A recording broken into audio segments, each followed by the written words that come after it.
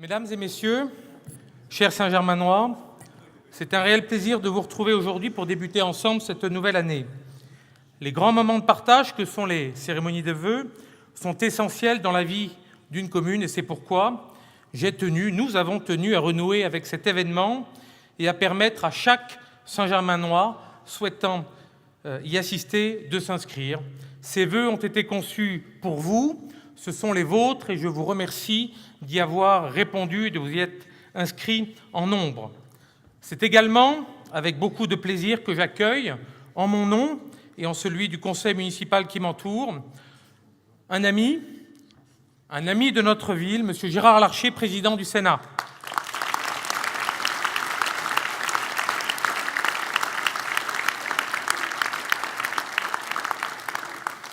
Valérie Pécresse, présidente de la région, qui sera là dans quelques minutes. Pierre Bédier, qui est ici, président du conseil départemental. Nos deux parlementaires, qui ont une particularité, c'est que ce sont deux femmes et ce sont deux Saint-Germanoises, Natalia Pouzirev, députée, et Martha de Cidrac, sénatrice. Monsieur le sous-préfet, Stéphane Gros-Vogel, et Pierre Font, qui est notre président de notre communauté d'agglomération Saint-Germain-Boucles-de-Seine, ainsi que tous nos amis, maires des communes avoisinantes qui sont ici à nos côtés. Votre présence, chers amis, est un honneur et témoigne de l'impérieuse nécessité de travailler en réseau, car notre ville ne peut bien évidemment plus se penser seule. Si nous voulons avancer sur des dossiers de plus en plus complexes, bénéficier de soutien et de financements croisés, il nous faut être à l'écoute régulière de nos partenaires. Nos partenaires, ce sont vous tous, et travailler au quotidien main dans la main.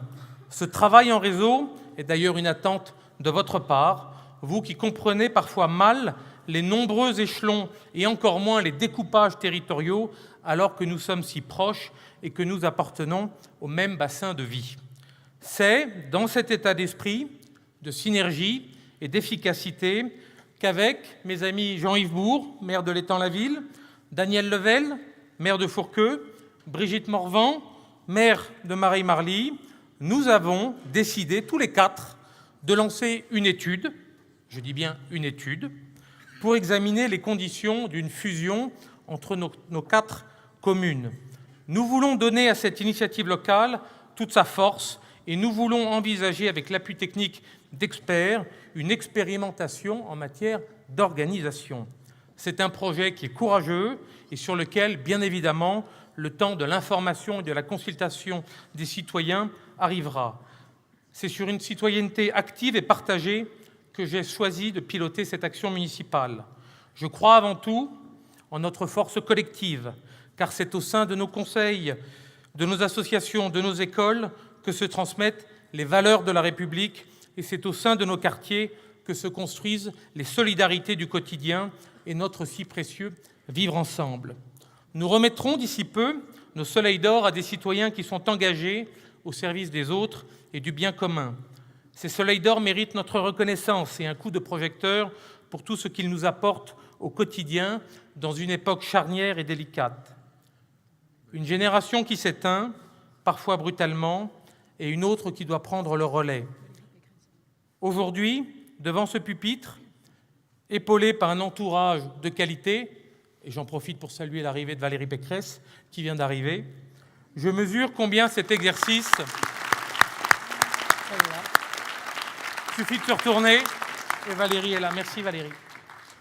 Je mesure combien cet exercice est délicat pour ne sombrer ni dans la nostalgie empreinte de tristesse d'une année 2017 difficile, vous le savez, ni dans un optimisme irraisonné pour l'année 2018 qui débute à peine. Ce soir, je compte sur votre indulgence et vous m'accorderez, je l'espère, votre bienveillance. Et à propos de bienveillance, celle-ci n'est-elle pas finalement une des vertus à cultiver dans un monde où il faut aller de plus en plus vite, où l'on passe parfois à côté les uns des autres sans avoir toujours le regard indulgent et l'écoute attentive.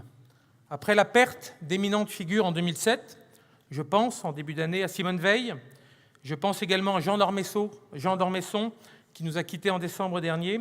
Ce dernier savait parfaitement combien il est compliqué d'être un écrivain du bonheur. Mais il nous invitait malgré tout, je le cite, à prendre avec une sorte de gaieté même les catastrophes. La vie est une vallée de larmes, mais elle est aussi une vallée de roses, écrivait-il. C'est pourquoi, ce soir, en repensant à 2007 et en évoquant Jean d'Ormesson, j'ai tout naturellement une pensée pour Emmanuel Lamy, mon prédécesseur, qui recherchait sur cette estrade, avec un mélange de gravité et de sérieux, mais aussi de gaieté et d'humour, ce subtil équilibre du discours. Je tiens à rendre hommage au choix qu'il a fait de consacrer sa vie au service de ses concitoyens et de la chose publique. Il s'est dévoué sans relâche pour sa ville qu'il aimait tant. J'ai également une pensée émue pour un ami, Philippe Pivert, qui a beaucoup œuvré pour Saint-Germain en mettant les jeunes au cœur de la cité et en créant, grâce à sa chaleur humaine, des passerelles entre les hommes et les quartiers. Son engagement au service de la sécurité s'est traduit par des améliorations concrètes. Sa passion pour le sport était largement partagée. Alors vous l'aurez compris, le choix de ce lieu, de ce gymnase des Lavandières, il n'est pas anodin, il n'est pas innocent. Il témoigne de la volonté politique d'Emmanuel Lamy et de son fidèle compagnon de route, Philippe Pivert, de faire bouger notre ville et ses quartiers, de la mettre en mouvement et de la relier. La place voisine des Rotondes, un peu plus haut, par exemple, transfigurée d'une dalle déshumanisée en un véritable cœur de ville. Les liens du passé et du présent, du cœur et des pierres, du visible et de l'invisible demeurent vivaces. Et je poursuis son ambition de faire de Saint-Germain-en-Laye une ville toujours plus dynamique, toujours plus attractive.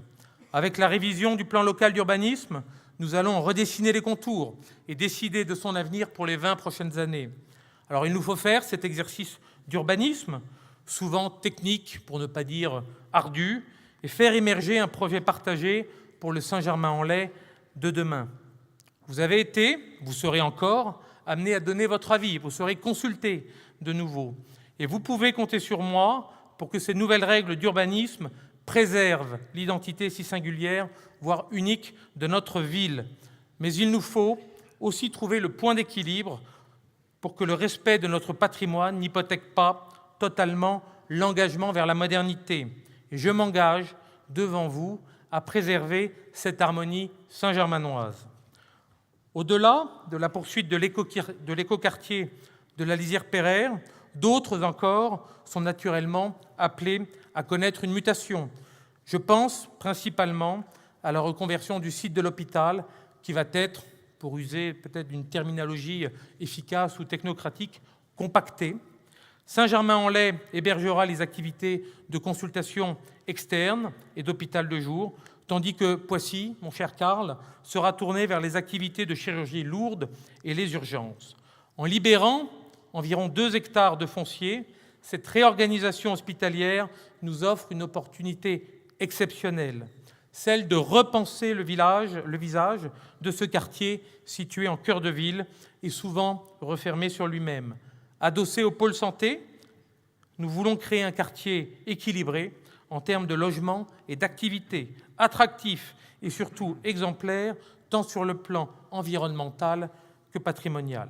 Un autre projet me tient à cœur et nous tient à cœur, c'est celui où nous sommes en ce moment, celui du quartier des Sources et des Lavandières, qui pourrait, je l'espère, accueillir prochainement notre conservatoire à rayonnement départemental dans un bâtiment dédié sur mesure à proximité du gymnase du COSEC et de l'école des Sources, tous deux réhabilités et modernisés. La présence de ces équipements publics s'accompagnera de la réhabilitation de la cité Caraman et de la remise à découverte, là où cela est possible, du rue de Buzeaud, ce lien fédérateur naturel. Pour le conservatoire, nous n'en sommes qu'au stade de la réflexion, mais celle-ci est guidée par un objectif politique qui s'énonce clairement, celui de veiller à la répartition et à la qualité des services qui vous sont rendus, en n'oubliant personne et en n'oubliant aucun domaine de votre vie quotidienne. Éducation, nature, sport, culture, etc. Pour le site de l'hôpital, comme pour ce nouveau conservatoire, on le voit, il y a le temps des idées, inévitablement long, puis le temps de la conception, le temps d'un mandat, puis d'un autre, le temps des habitants qui souhaiteraient que les travaux soient plus rapides ou moins conséquents. Et in fine, il y a toujours le temps de la réalisation et celui de l'appropriation. Chacun de ces temps est marqué par des difficultés à résoudre et des interrogations auxquelles il convient de répondre. Et pour ma part, je souhaite avancer en transparence, avec réalisme, avec vigilance, mais avancer aussi avec enthousiasme et avec confiance. Car c'est dans cet état d'esprit que je vous propose d'aborder l'année 2018 et de détailler nos principaux axes de travail. Au préalable, je souhaite vous dire que notre gestion rigoureuse, je me tourne vers Maurice Solignac, nous diminuons, il faut le savoir, pour la 3e année consécutive nos dépenses de fonctionnement. Cette rigueur et cette gestion, elle nous permet d'investir massivement avec le soutien important de nos partenaires, je pense qu'ils nous le diront tout à l'heure, et je pense bien évidemment à toi, Valérie, à Pierre Bédier pour le conseil départemental, à Pierrefonds, bientôt, pour l'agglomération, mais également à l'État, monsieur le préfet, et puis, bien évidemment, à tous les investisseurs privés. En 2018, nos dépenses d'investissement, tout budget confondu, dépasseront les 25 millions d'euros. Je crois que ce chiffre parle de lui-même. Et je me félicite que les Saint-Germainois n'ont jamais été les variables d'ajustement de ce budget. Au contraire, puisque bien au contraire, vous bénéficiez, nous bénéficions, en 2018 encore, de la stabilité de la fiscalité locale, aucune hausse d'impôts depuis 2011. Venons-en à présent à nos actions prioritaires. L'éducation, comme en témoigne la nomination de Sylvie Habert-Dupuis comme nouvelle première maire adjointe, demeure notre première priorité parce que nous voulons consolider Saint-Germain comme la ville de l'éducation, du savoir et de la connaissance, parce que nos enfants représentent l'avenir et notre bien le plus précieux.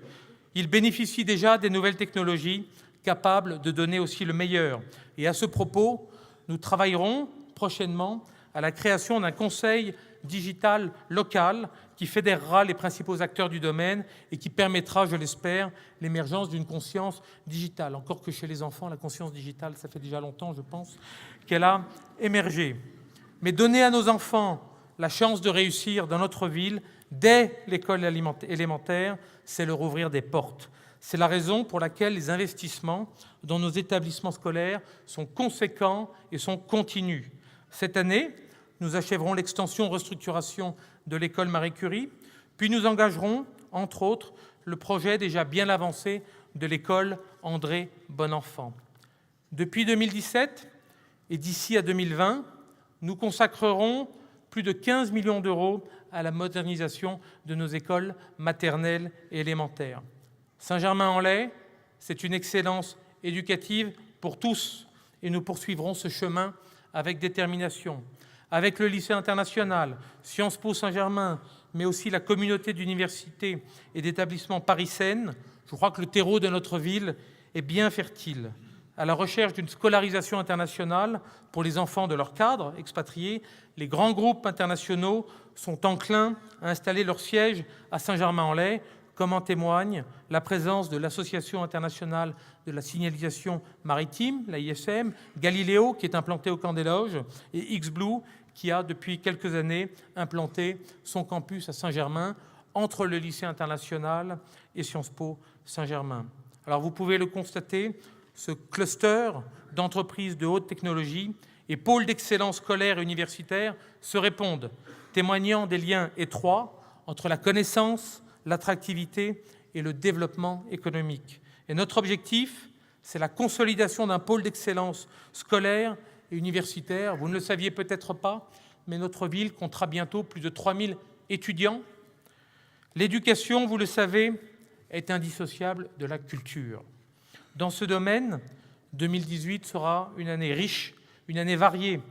Je ne peux vous détailler toutes nos actions, mais je retiendrai un temps fort, le centenaire Claude Debussy, qui est né, comme vous le savez, dans notre ville et qui sera le marqueur de notre saison culturelle. Pour notre patrimoine, après l'installation de 10 premiers totems digitaux placés devant certains hôtels particuliers, nous allons habiller nos armoires électriques, nous allons poursuivre la rénovation de nos rues, les rues Saint-Pierre, la rue de Pologne, pour ne citer que 2 d'entre elles, et nos places emblématiques. Place emblématique, et c'est notamment la Cour Larcher. Voilà. Voilà, je le disais, je trouvais, mais il faut le savoir. Voilà. En toute simplicité. Voilà. J'en profite, bien évidemment, pour remercier la présidente du Conseil régional d'Île-de-France pour les travaux réalisés dans nos lycées. Léonard de Vinci, Jean-Baptiste Poquelin, le lycée agricole que nous avons inauguré, Valérie, ensemble récemment, et bien évidemment le lycée international, et l'engagement du président du conseil départemental vis-à-vis du site de Sciences Po, mais également engagé dans les travaux de rénovation du collège international. Là encore, un seul chiffre pour donner à tous un ordre de grandeur. Pour le seul collège et lycée international, un investissement que vous avez réalisé tous les deux de 73 millions d'euros. La région a engagé plus de 200 millions d'euros d'investissement pour rénover nos lycées depuis quelques années. C'est un geste bien conséquent qui mérite quelques applaudissements. En tout cas.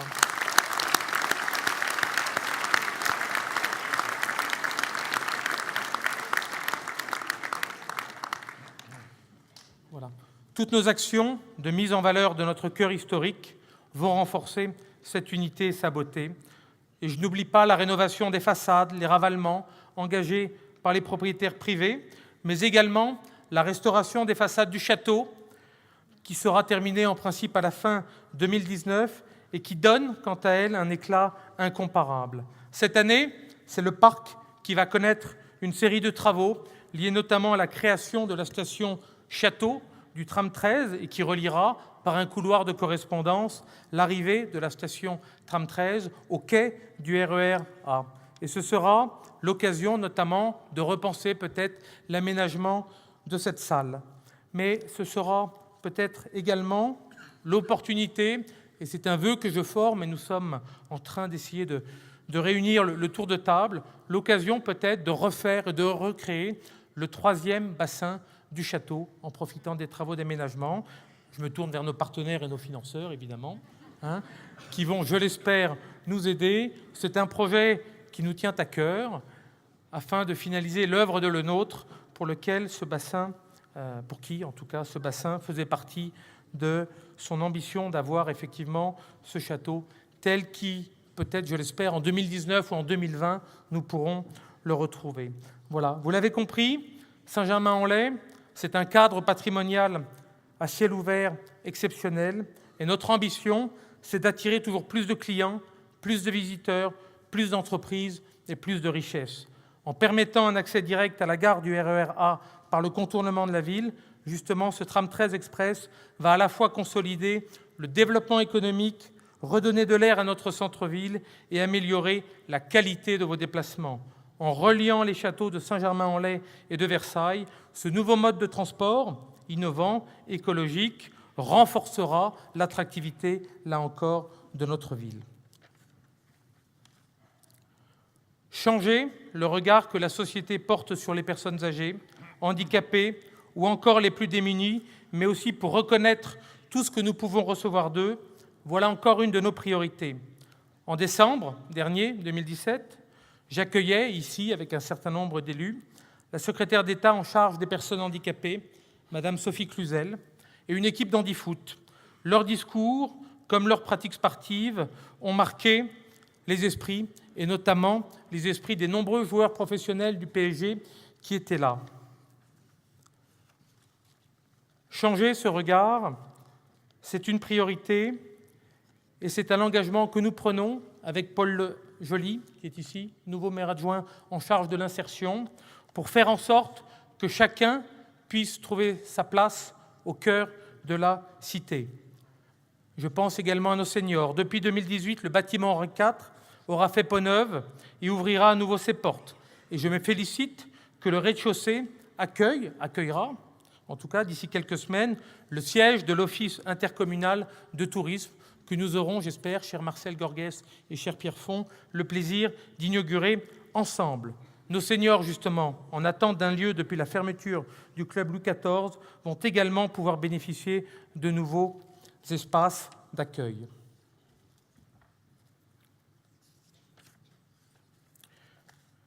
Le sport est un tremplin individuel et collectif. C'est la raison pour laquelle nous tenterons de nous inscrire, j'espère avec l'aide de la région là aussi, dans l'organisation des Jeux Olympiques de 2024 en proposant notre ville, non pas comme un site accueil, mais comme une base arrière, parce que je pense que nous avons toutes les facilités pour accueillir un certain nombre d'équipes qui souhaitent préparer effectivement les Jeux Olympiques. Les Jeux Olympiques, c'est en 2024. On a quelques années pour se préparer, mais c'est effectivement un grand projet que nous menons. Nous avons également, après avoir parlé d'éducation, après avoir parlé de culture et de patrimoine, qui sont nos deux premiers leviers d'action, un troisième levier d'action qui est la ville nature. Et si vous me permettez l'expression, cette ville nature sera notre troisième priorité d'action. Je me réjouis de l'avancée du classement, Monsieur le Préfet, tant attendu de notre forêt domaniale en massif de protection. L'enquête publique, à ce titre, devrait également avoir lieu cette année. Mais vous le savez, nous avons lancé une initiative récente avec l'Office national des forêts, celle des États généraux de la forêt de Saint-Germain-en-Laye et de Marly-le-Roi. Et je me réjouis que tous nos partenaires, régions, départements, communautés urbaines et communautés d'agglomération, mais également toutes les communes environnantes, à part une, mais je ne désespère pas, mon cher Jacques, de la faire venir au bord de la table de discussion. Je n'ai pas dit négociation, j'ai dit discussion pour le moment.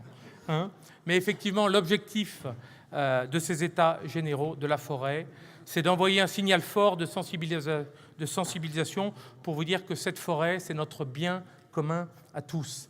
C'est l'ADN de notre ville, et cette forêt, c'est le lien et la jonction naturelle avec les communes environnantes qui forment notamment notre communauté d'agglomération. Tout à l'heure, j'ai évoqué avec vous un projet de commune nouvelle, le projet d'intégration que nous avons avec notre agglomération n'a rien à voir avec ce projet de commune nouvelle, puisque la commune nouvelle n'intervient pas sur les mêmes compétences que notre agglomération. Nous aurons l'occasion de vous expliquer, de vous détailler tout cela, mais je sais que pour vous, ces choses-là sont complexes, compliquées. Effectivement, ces découpages territoriaux ne sont pas simples, mais nous aurons, en 2018, après avoir élaboré et adopté ce projet de territoire intercommunal, la possibilité d'avancer encore plus dans l'intégration d'un certain nombre de sujets. Voilà. Après ce passage en revue des priorités de l'année 2018, je souhaite, pour finir, remercier très chaleureusement tous les élus, tous nos élus du conseil municipal pour leur engagement et leur dévouement au service des Saint-Germainois. Et surtout, les remercier personnellement pour la force et le soutien qu'ils m'apportent tous les jours. Et les remercier surtout de leur patience à mon égard.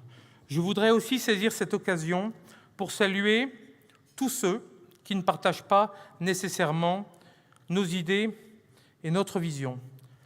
Le président Barack Obama a dit récemment à Chicago, ville dont il est originaire, « Entourez-vous surtout de gens qui ne pensent pas comme vous ». Merci donc à tous ceux qui ne pensent pas comme nous.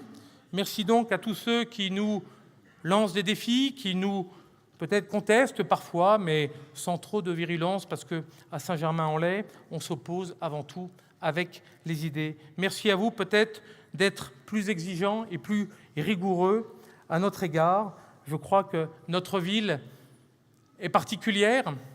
C'est une ville atypique, c'est une ville d'équilibre, une ville de modération. Alors, tous ensemble, en 2018, en tout cas, et c'est le vœu que je forme pour vous toutes et pour vous tous ensemble, regardons cette année 2018 avec envie, avec optimisme, avec enthousiasme, pour que notre belle ville perdure et soit ce qu'elle est. Vive Saint-Germain-en-Laye et vive la France!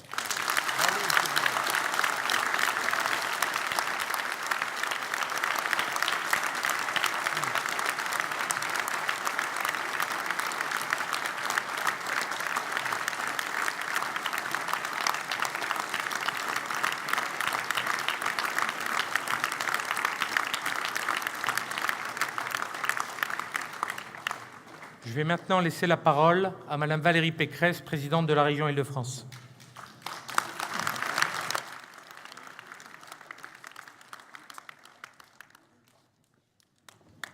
Mes chers amis, je n'ai pas vu, parce que je suis arrivée un petit peu en retard, tous ceux qui sont aujourd'hui derrière moi et qui représentent les personnalités du département, mais j'ai entreaperçu quand même le président du Sénat que je voudrais saluer, la députée, j'imagine aussi la sénatrice, qui doit, Marta Sidra, qui doit pas être très loin. Et puis, je salue Arnaud Péricard, tous les maires, les conseillers départementaux, les conseillers régionaux qui sont là.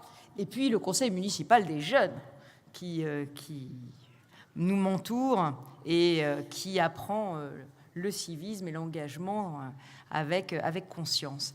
Alors, cette année a été une année malheureusement très douloureuse pour beaucoup d'entre nous. Nous avons perdu des amis très chers ici à Saint-Germain-en-Laye.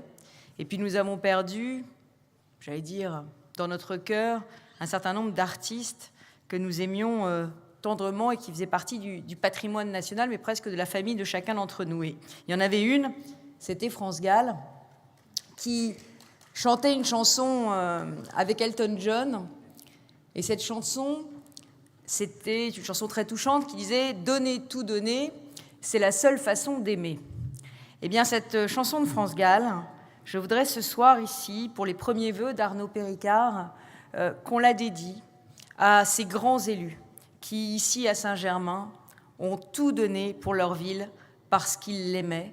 Et je pense évidemment à ton père, cher Arnaud, qui a façonné une bonne partie de la ville moderne de Saint-Germain-en-Laye, à Emmanuel Lamy, qui lui a succédé avec beaucoup d'énergie, et puis évidemment aussi à notre ami Philippe Pivert, qui a donné beaucoup à la fois au sport et au social, ces deux passions, et à toute la question de la santé mentale des jeunes.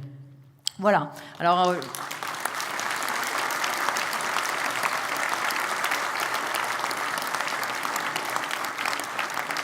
mais la seule conviction que j'ai aujourd'hui parmi vous, et c'est un sentiment d'espoir qui m'anime, c'est que je sais qu'Arnaud reprendra le flambeau et je sais que toute l'équipe qui est avec lui ici ce soir est une équipe qui va tout donner pour Saint-Germain-en-Laye.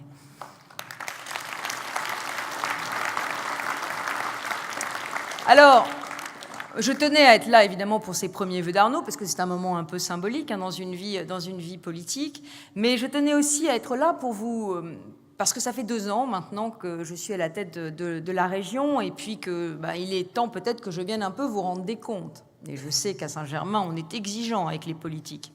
Et l'un des engagements que j'avais pris vis-à-vis des Yvelinois, Gérard Larcher s'en souvient, c'était que la Grande Couronne ne serait plus l'éternel oublié des politiques régionales.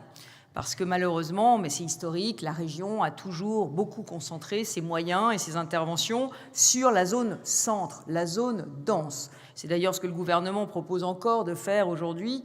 Le gouvernement François Hollande proposait de faire encore aujourd'hui avec une métropole centrée sur Paris et la Petite Couronne. Là, pour l'instant, nous attendons la décision du nouveau gouvernement. Comme vous l'avez compris, nous essayons de peser pour que les Yvelines, la Grande Couronne, soient incluses dans le périmètre métropolitain. Alors, la Grande Couronne qui n'est pas oubliée, pourquoi ? Mais parce que je crois qu'il faut que nous portions ensemble le projet d'une région dans laquelle une grande partie de la dynamique économique, intellectuelle, culturelle, sportive, sociale, écologique viendra de la Grande Couronne. Et je pense que notre région est la plus belle du monde, à condition qu'on s'y transporte le moins possible et pas aux heures de pointe. Donc ça veut dire qu'il faut en réalité pouvoir créer de l'emploi près de chez soi et essayer de vivre au plus près de l'emploi. Et puis il faut aussi essayer de promouvoir une région qui soit le contraire du métro boulot dodo. C'est-à-dire que même si on travaille loin de chez soi, il faut que quand on rentre dans sa ville, eh bien on y trouve tous les agréments, toute la convivialité, toute la solidarité, tous les équipements d'une ville digne de ce nom. Et ça veut dire évidemment investir beaucoup dans la dynamique des villes de Grande Couronne. Alors la région est au rendez-vous. Elle est au rendez-vous, mais avec des défis que j'aborde avec beaucoup de modestie parce qu'ils sont énormes. Le premier, c'est le défi des transports. Ici, à Saint-Germain, ville royale, je sais qu'il y a une petite tendance révolutionnaire quand on prononce le mot RERA. Et je sais que tous les élus, y compris Emmanuel en son temps, ont vraiment été très, j'allais dire, à la manœuvre pour faire en sorte que, eh bien d'abord que les rames à 2 étages arrivent, c'est fait. Il y a maintenant, toutes les rames sont à 2 étages sur le RER-A. Pour qu'on repense la grille des horaires pour la rendre plus fiable, mais aussi, on y a travaillé pour qu'on mette en place le pilotage automatique qui va permettre d'avoir toutes les heures en heure de pointe, un train de plus sur le tronçon central, ce qui est évidemment crucial parce que ça va permettre évidemment d'avoir plus de trains. Et puis, je voulais vous dire et vous présenter, la région n'est pas responsable, mais je pense quand même qu'il faut qu'on en parle un peu. Toutes nos excuses sur l'incident qui s'est produit à la porte Maillot. Alors cet incident à la porte Maillot est complètement indépendant de la responsabilité de la RATP, de la SNCF ou de la région. C'est les constructeurs de la gare Éole de la porte Maillot qui se sont trompés et qui ont fait un forage qui a percé le tunnel du RER-A. C'est pas de chance. Mais je tenais, en tant que présidente d'Île-de-France Mobilité, à indemniser les usagers pour cette galère épouvantable, cette panade noire, et c'est pour ça qu'on a fait un geste qui est vraiment un geste juste de reconnaissance de la galère qu'ont vécu les voyageurs. Et j'espère vraiment que les choses vont s'améliorer cette année, mais comme je reviendrai l'année prochaine, vous pourrez m'engueuler si ça ne va pas mieux. Et c'est ça l'intérêt d'avoir une présidente de région à portée d'engueulade, c'est qu'au moins, vous savez pouvoir faire les réclamations quand vous en avez besoin. Alors, la deuxième chose qu'on a faite, la première chose que j'ai faite en réalité quand je suis arrivée à la région, c'est quand même de mettre 1 milliard d'euros sur la construction du RER-E Éole. Parce que la solution à long terme, à court terme, c'est le pilotage automatique, à long terme, et les rames à 2 étages, mais à long terme, la solution, c'est le RER-E. Et l'arrivée, à partir de 2022, du RER-E va permettre de désengorger complètement le A, puisqu'il sera direct de Mantes-la-Jolie à la Défense et qui permettra un gain de temps de 15 minutes pour les habitants du Nord Yvelines. Donc ça veut dire qu'on a mis ce milliard d'euros. L'argent n'était pas là. Il manquait 200 millions et la région a pris ses responsabilités pour le faire. Voilà. Donc ce que je veux vous dire, c'est que vraiment, on cherche des solutions pour permettre que tous les Yvelinois de la vallée de la Seine se déplacent dans de bonnes conditions à horizon 4 ou 5 ans. Alors il y a un autre sujet de transport qui, je sais, divise et qui, je sais, inquiète, c'est le tramway. Sur le tramway, moi, je veux dire que j'ai pris mes responsabilités. Emmanuel Lamy aussi avait pris les siennes. Nous considérons que ce tramway est indispensable pour éviter à terme que Saint-Germain soit complètement embolisé de voitures, et notamment de voitures qui la traversent. Donc nous pensons que ce tramway, qui à terme a vocation à rejoindre Achères et Poissy, nous pensons que ce tramway, eh bien, il est absolument indispensable pour permettre les transports banlieue, qui n'existent quasiment pas dans les Yvelines.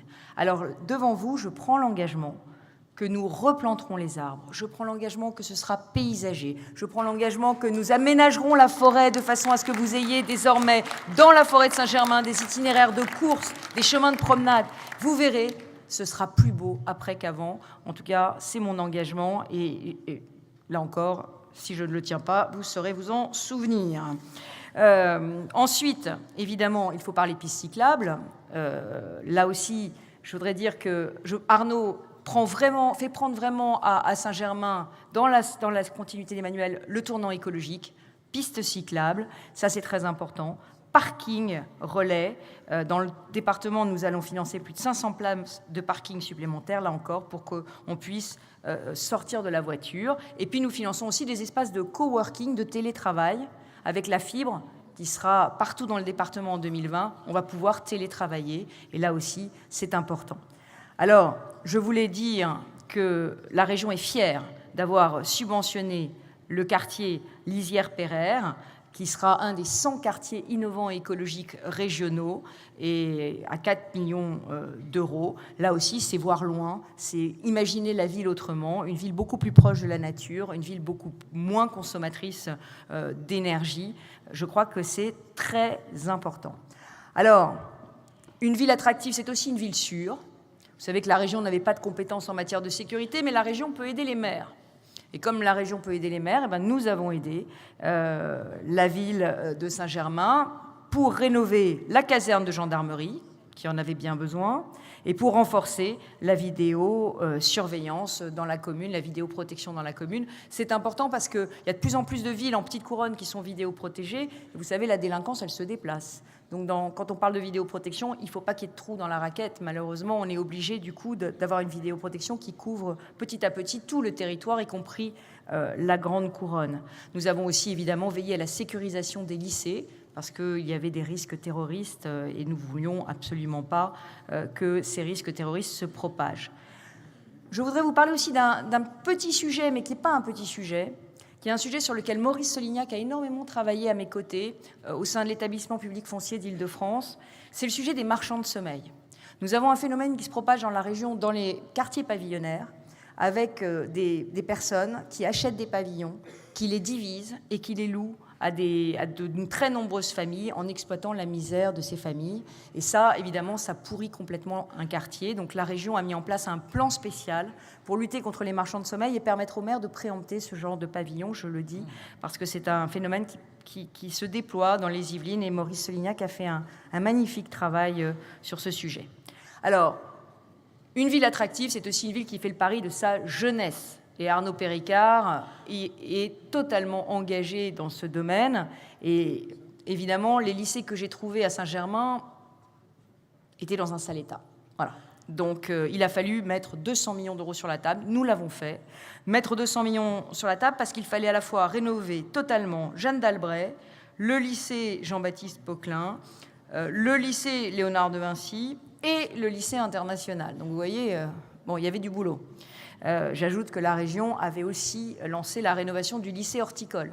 Donc désormais, dans les années qui viennent, vous aurez un système éducatif à la hauteur. Et j'ajoute que la région a aussi aidé la ville pour l'extension du groupe scolaire Marie Curie. Ça aussi, c'est important parce qu'on veut absolument être à la pointe en qualité d'éducation pour nos jeunes. Ça fait partie de mes priorités. C'est pour ça que j'ai mis 5 milliards d'euros dans un plan pluriannuel sur les lycées. Et on aura une expérimentation de lycée 100% numérique aussi au lycée horticole. C'est très important pour nous, puisqu'on veut évidemment que nos jeunes apprennent à coder comme ils apprennent à parler les langues étrangères. Voilà. Alors, Saint-Germain, grande ville étudiante, Arnaud l'a dit, la région sera en total soutien de cette ambition, parce que là aussi, je crois que c'est très important pour nos jeunes qui puissent faire de belles études près de chez eux, et puis parce que Saint-Germain est d'abord l'emblème d'une région multilingue, la région que je veux développer, et d'une région qui fait le pari des startups, qui fait le pari du numérique, qui fait le pari du développement. Et là aussi, nous sommes très heureux d'avoir pu soutenir, vous voyez qu'on fait quand même beaucoup de choses à Saint-Germain-en-Laye, quand même, quand j'y pense, d'avoir pu soutenir votre centre très innovant, qui est consacré à l'innovation dans l'entrepreneuriat social et solidaire. Et ça aussi, c'est l'avenir, parce qu'on aura besoin aussi, pour nos jeunes, de donner du sens à leur engagement dans la vie professionnelle. Alors, on parle de solidarité, et je voudrais saluer une initiative saint-germanoise que vous ne connaissez peut-être pas, mais qui a été lauréate l'année dernière des prix de la région. La région avait choisi les violences faites aux femmes comme grande cause 2017. Vous voyez, on n'a pas attendu l'affaire Weinstein pour s'en préoccuper.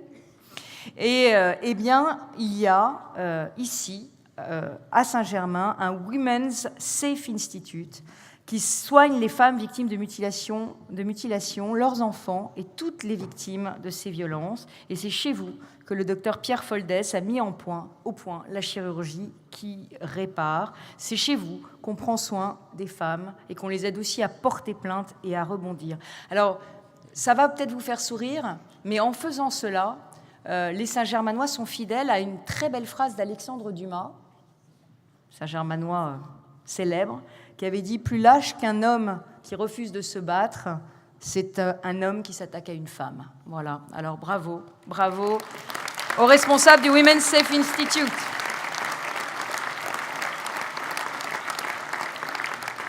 Je suis très longue, mais je voudrais dire 2 petits mots sur le sport et la culture, qui sont deux priorités absolues de la région, parce que je crois qu'à un moment où l'État coupe un peu les vivres aux communes, c'est important que la région prenne le relais. Le sport, par les valeurs de respect, par les valeurs de dépassement de soi, par les valeurs de fraternité qu'il porte, dans la perspective des JO, doit être pour nous absolument indispensable. Et j'ajoute le sport à tous les âges de la vie, parce que le sport santé, c'est aussi la meilleure prévention pour bien vieillir. Donc nous faisons le pari de faire vraiment du sport un pilier de l'action régionale. Pour vous donner un seul chiffre, sous la précédente mandature, on finançait 13 infrastructures par an. Nous, on en a financé 153 en 2 ans, dont la piscine de Saint-Germain-en-Laye pour 1 200 000 €. Et elle en avait, elle aussi, je crois, bien besoin. Je vous le dis parce que certains se sont inquiétés auprès de moi. J'ai dit au gouvernement, la région financera les JO, c'est un formidable projet national et régional, mais la région ne délaissera pas pour autant le sport du quotidien, et ça ne se fera pas au détriment du sport au quotidien. Parce que le sport qu'on regarde à la télé, c'est une chose, le sport qu'on pratique, c'en est une autre. Nous avons une région qui est extrêmement jeune, qui a besoin de nouvelles infrastructures sportives, et donc nous allons continuer à financer beaucoup d'infrastructures sportives. Avec le sport, l'autre instrument de lutte contre l'exclusion et pour la cohésion sociale, c'est la culture. Et ici, à Saint-Germain, eh bien, je pense à une phrase extraordinaire de Marguerite Duras, que vous ne connaissez peut-être pas. Elle avait dit « Ce n'est pas la peine d'aller à Calcutta, Melbourne ou Vancouver, on a déjà tout dans les Yvelines. »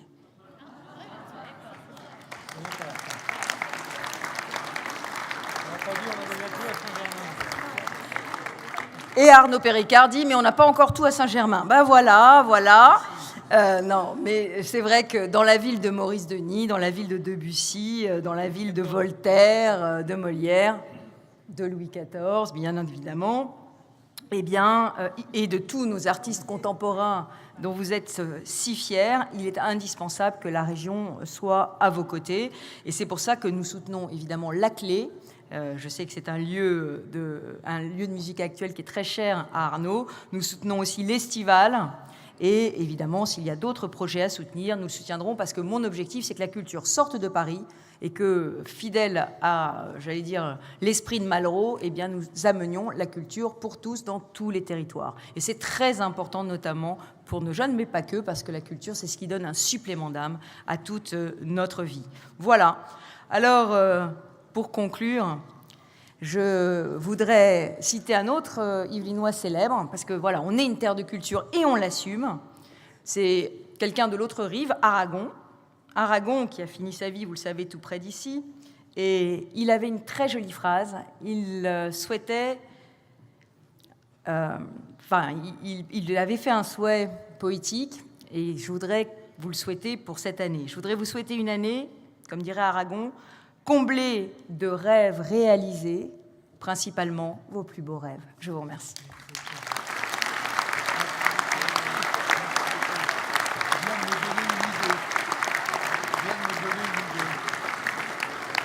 Merci Valérie, de ta présence, de tes mots, et puis surtout de ton soutien très important pour notre ville. Mais sans plus tarder, je vais maintenant laisser la parole à Monsieur le Président du Sénat, Monsieur Gérard Larcher.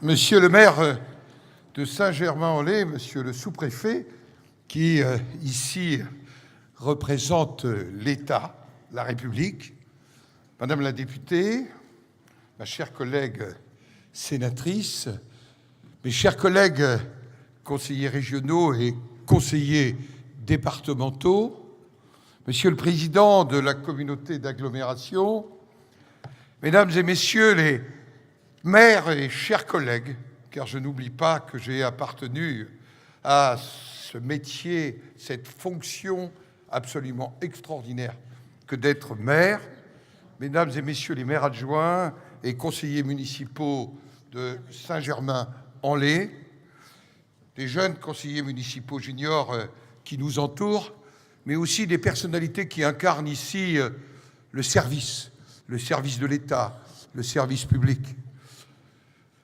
L'autorité militaire, incarnée ici par le général et le colonel que j'ai croisés tout à l'heure, le service départemental d'incendie et de secours, les cultes, et je changeais il y a peu avec le père Thierry Faure.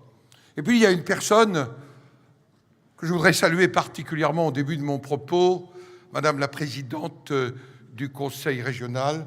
J'ai croisé le président du Conseil général tout à l'heure. Chère Valérie, c'est Alain Gournac qui est là. Alain Gournac, c'est un homme qui a servi Saint-Germain-en-Laye, qui a servi bien sûr sa commune du Pec, qui a servi les Yvelines et qui a servi la France et continuera de la servir. Il fut pendant 3 mandats à mes côtés un sénateur tout à fait exceptionnel. Et je voudrais, devant vous tous, lui exprimer à nouveau la gratitude du Sénat, ma gratitude personnelle, pour l'engagement et le cœur qui est le sien. Il est présent ce soir, et je crois qu'on peut tous l'applaudir.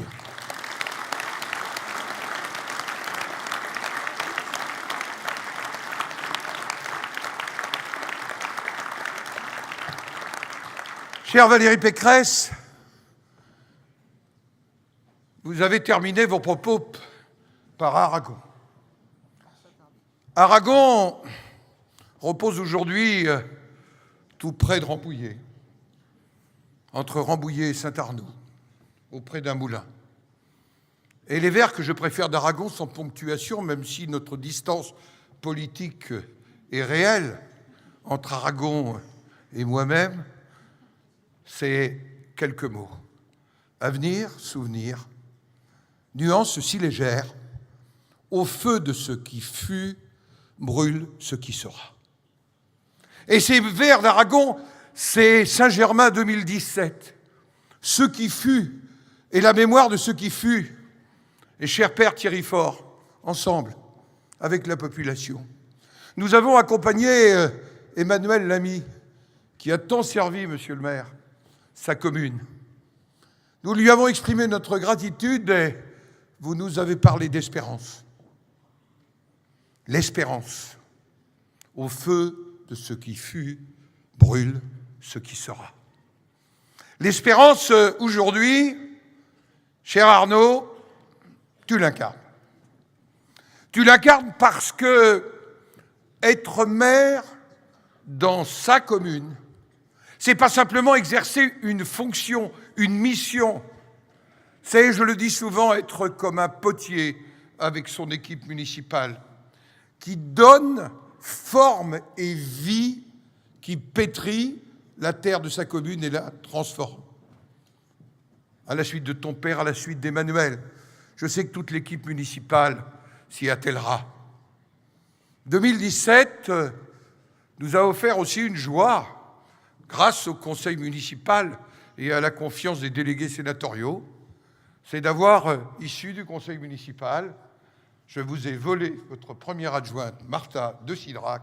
Je m'en réjouis et je lui souhaite le meilleur.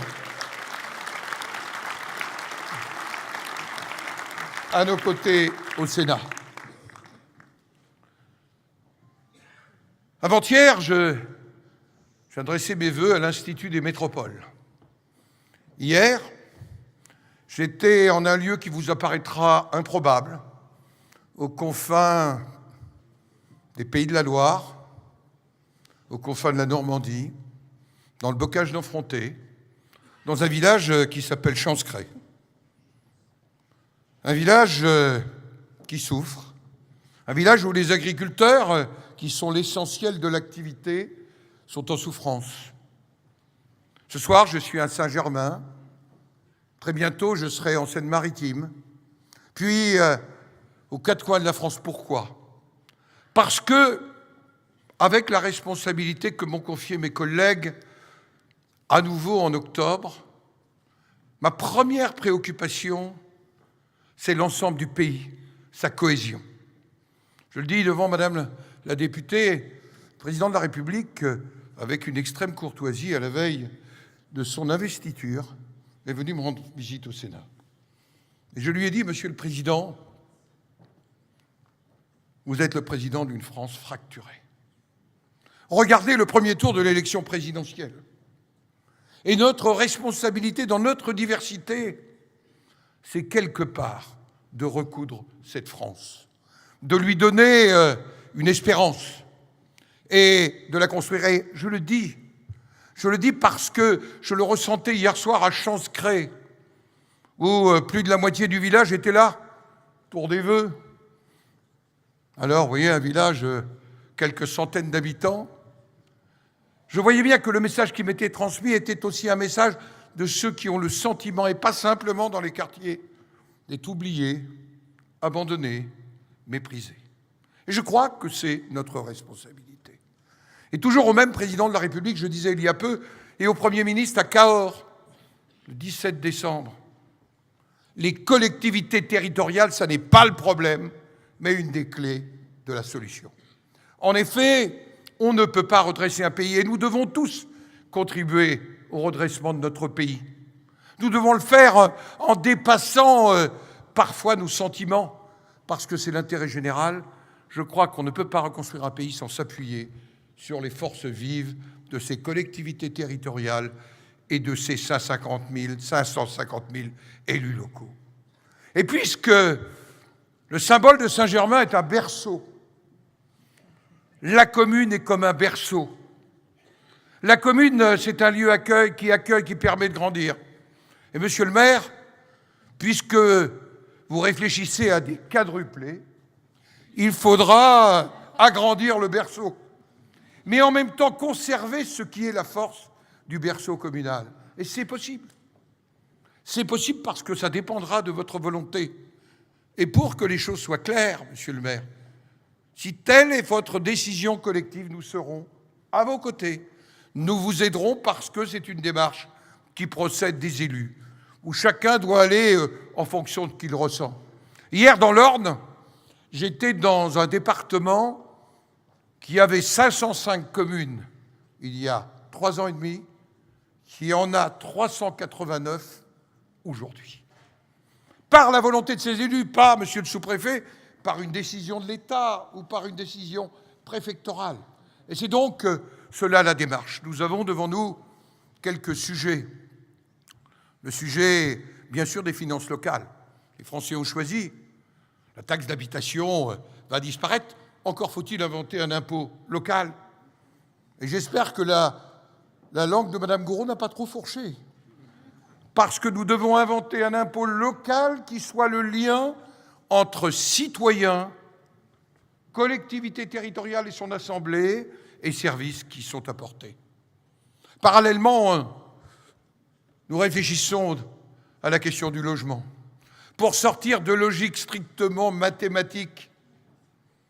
Et c'est d'ailleurs une élue des Yvelines, Sophie Primas, qui, avec son collègue de l'Assemblée nationale, sur une proposition que j'avais faite au président de la République et au Premier ministre, il suffit de lire Le Monde daté d'aujourd'hui, qui réfléchit à un certain nombre de propositions sur la question du logement. Mais ce que je veux vous dire, c'est que nous avons besoin maintenant de stabilité, de prévisibilité. Alors, Madame la Présidente du Conseil régional, pudiquement, vous l'avez peu évoqué, mais moi, je vais l'évoquer. La question de la métropole d'Île-de-France est une question majeure. Et pas simplement pour vous, Madame la Présidente, ou pour nos collègues conseillers régionaux ou les conseillers départementaux. Parce que, quelle est notre ambition? Un territoire qui est en capacité de concurrencer les majors mondiaux. Un territoire aussi qui doit réduire les inégalités sur son propre territoire. Mais l'Île-de-France, dont nous avons le bonheur d'avoir une présidente d'exception, je le dis devant vous, nous avons la chance d'avoir une présidente d'exception. C'est, oui, vous pouvez l'applaudir. C'est un peu plus 22% de la population, c'est plus du tiers du PIB, c'est 60% de la recherche fondamentale, c'est 95% des transactions financières internationales. Le sujet d'Île-de-France est un sujet pour toute la France. Ce n'est pas un sujet uniquement entre nous. Et moi, je vous le dis, je souhaite, je demande que son périmètre soit l'ensemble de l'Île-de-France. Que nous n'ayons pas d'un côté, la zone dense et une zone qui serait moins dense. Voilà pourquoi je pense qu'il faut que nous l'abordions de manière pragmatique, et parce que les choses sont dites, je crois que nous pouvons entamer un débat qui commencera au Sénat, parce que telle est la Constitution, sur les collectivités territoriales. J'ai déjà été trop long, mais je voudrais devant vous remercier l'ensemble de nos forces de sécurité. Depuis plus de 3 ans, nous commémorions Charlie Hebdo, l'hypercacher. Elles sont sollicitées au-delà même du raisonnable, monsieur le sous-préfet, vous le savez bien. Et je voudrais leur exprimer ma gratitude. Je voudrais aussi avoir une pensée pour nos forces armées, parce qu'en ce moment même, au Mali, au Niger, elles sont présentes. Nous avons, même si les choses semblent un peu s'apaiser, en ce moment même, des aviateurs qui survolent le Moyen-Orient. Et nous ne pouvons pas considérer que nous ne sommes pas impliqués dans tout cela. Alors, mesdames et messieurs, oui, cette France, en 2018, il faut que nous contribuions à son redressement. Saint-Germain-en-Laye, c'est une parcelle de cette France, une parcelle de la légitimité de la France. Et monsieur le maire, en vous écoutant faire la liste des projets que vous aviez, je me disais que décidément, les potiers que vous êtes sur le territoire et sur le terrain, vous jouez un rôle essentiel.